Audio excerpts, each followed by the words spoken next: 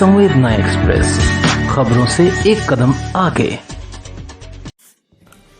नमस्कार, संवेदना एक्सप्रेस में आप सभी का स्वागत है। आज के मुख्य समाचार। नर्सिंग कॉलेज दमन की लापता प्रिंसिपल की केस की गुत्थी सुलझी। समाचार अब विस्तार से।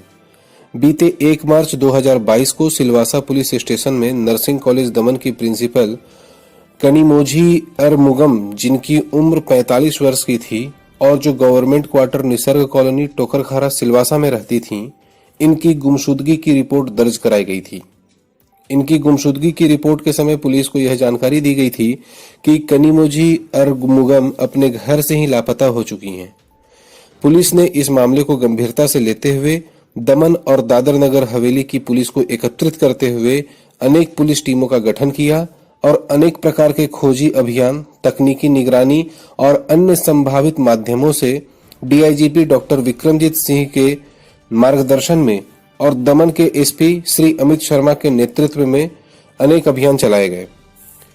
जांच के दौरान पुलिस ने एक अभियुक्त को धर दबोचा और उसके विरुद्ध एक एफआईआर दर्ज की गई। अभियुक्त का नाम सावन पटेल है, जिसकी उम्र 26 वर्ष बताई जा रही है और जो मोटी दमन के पटराला का निवासी है।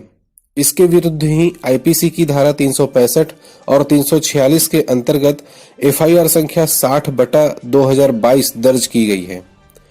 पुलिस द्वारा गिरफ्तार किया गया अभियुक्त इसी नर्सिंग कॉलेज में अकाउंटेंट के पद पर कार्यरत था। पूछताछ के दौरान पुलिस को दिए गए अपने बयान में अभियुक्त ने यह स्वीकार किया कि कॉलेज की प्रिंसिपल उसकी सुपरवाइजर थी और वो अभियुक्त के पास कॉलेज के मेस फंड और एडमिशन फी में हुए वित्तीय गड़बड़ी के संदर्भ में मिलने और बातचीत करने आई थी और उन्होंने इस वित्तीय गड़बड़ी को सही करने का दिशा निर्देश भी दिया था, साथ ही भविष्य में गलती न दोहराने की हिदायत भी दी थी। इसी कारण से अभियुक्त ने अपने कॉलेज की प्रिंसिपल की हत्या करने का एक प्लान तैयार किया और 28 फरवरी 2022 को अभियुक्त अपने कॉलेज की प्रिंसिपल की कार में जबरन घुसकर हत्या कर दी और उसके शव को उसकी कार सहित जला दिया। पुलिस ने अधजली लाश और कार दोनों को बरामद कर अभियुक्त को आगे की कार्यवाही के लिए हिरासत में रखा है। और अब आप इस घटना से संबंधित कुछ वीडियो अपने स्क्रीन पर देखें। तब तक के लिए धन्यवाद। सर, एक 28 तारीख को एक मिसिंग कंप्लेंट आई थी, क्या और फिर क्या करे भाई? ये मिसिंग कंप्लेंट एक्चुअली हमें 1 तारीख को मिली थी। इसके रिगार्डिंग श्रीमती कनिमोझी मुरुगम है, जो मिसिंग हो गई थी सिलवासा से। वो प्रिंसिपल है नर्सिंग कॉलेज दमन की।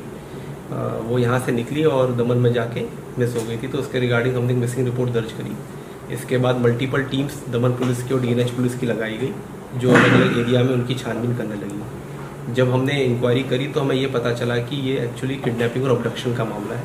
तो उसके रिगार्डिंग फिर हमने सिलवासा थाने में एक एफआईआर रजिस्टर करी, FIR number 60/22 under section 365 346 IPC.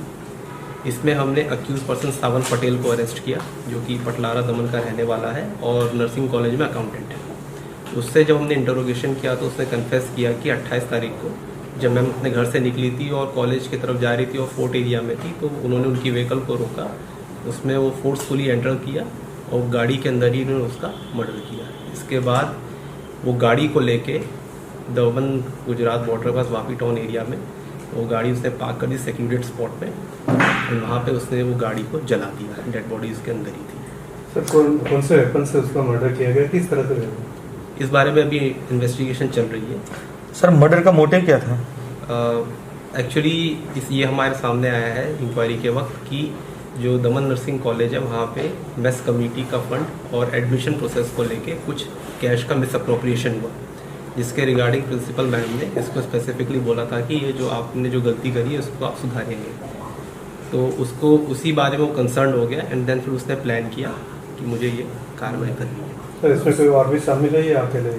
इस बारे में भी इन्वेस्टिगेशन चल रहा है। सर, कोई किसको इंक्वायरी सौंपा गया है फिलहाल, क्योंकि इसमें 3 स्टेट का मांग, किसको इंक्वायरी सौंपा गया? अभी फिलहाल प्रेजेंटली जब मिसिंग रजिस्टर की थी तो head constable M S Shaikh इसमें इंक्वायरी ऑफिसर थे। बाद में एफआईआर जब किडनैपिंग की रजिस्टर हुई तो ये थे भास्कर पाटिल उसमें आई होते, और अभी क्योंकि मर्डर में ये केस कन्वर्ट हो गया तो अब पीआई मनोज पटेल इसमें आए। हाँ सर, आरोपी का स्टेटस क्या, उसको कोर्ट में क्या प्रोड्यूस किया गया? पुलिस कोर्ट को प्रोड्यूस किया गया था, वो फिलहाल अभी पुलिस कस्टडी में है एंड फर्दर इन्वेस्टिगेशन जारी है।